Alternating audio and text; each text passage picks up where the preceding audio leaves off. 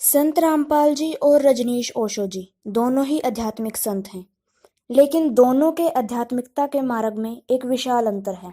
ओशो जी की एक विचारधारा जिसने उन्हें विश्व भर में प्रसिद्धि दिलाई। उनका कहना था कि भगवान है ही नहीं और जो मनुष्य भगवान को मानते हैं वह बिल्कुल मूर्ख हैं। उनका मानना यह था कि भगवान सिर्फ एक कल्पना मात्र है। देखिए इस वीडियो के माध्यम से।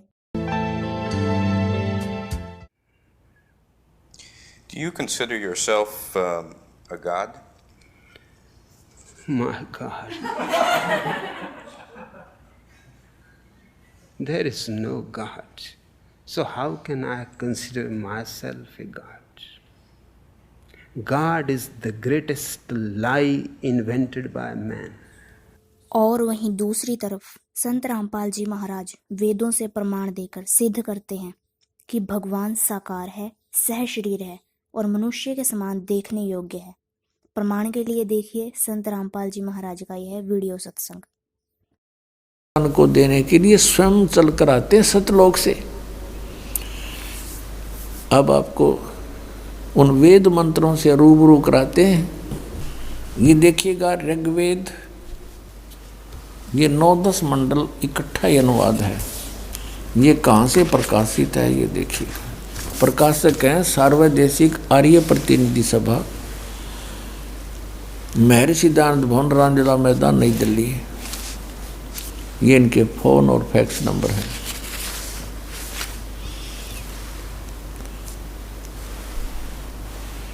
मुद्रक हैं Prince offset printers, 1510 Pataudi house, Daryaganj, नई दिल्ली से। वेद मंडल नंबर 9, सूक्त 86, मंत्र 26।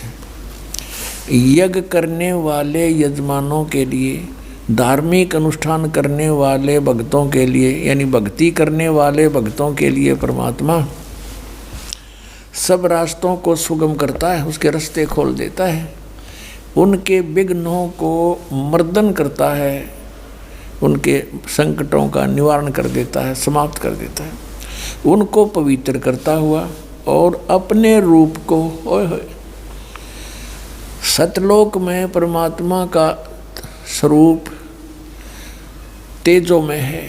एक रोमकूप में करोड़ सूर्य मिला दे, करोड़ चंद्रमा, तो भी रोशनी परमात्मा के एक रोमकूप की अधिक है।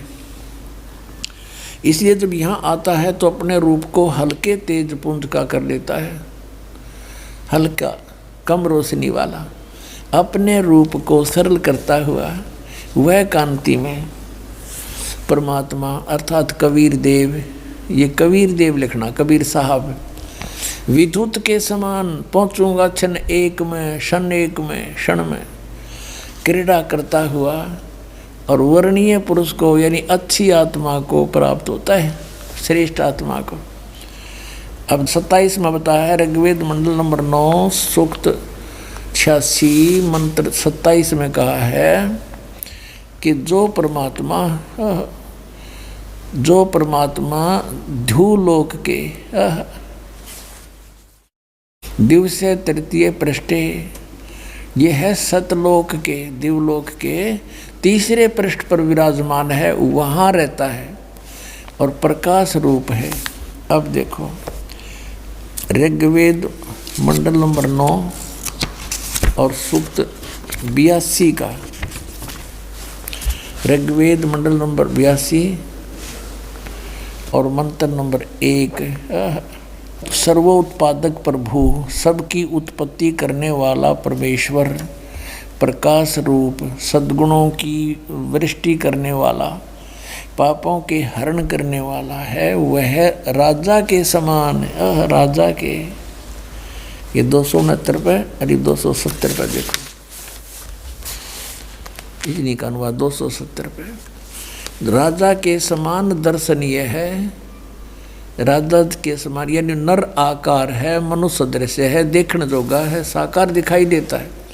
वह पृथ्वी आदि लोकांतरों के चारों ओर शब्दमान हो रहा है। वह वर्णीय पुरुष को, श्रेष्ठ भगत को, श्रेष्ठ आत्मा को, जो दृढ़ भक्त है उसको पवित्र करता हुआ प्राप्त होता है।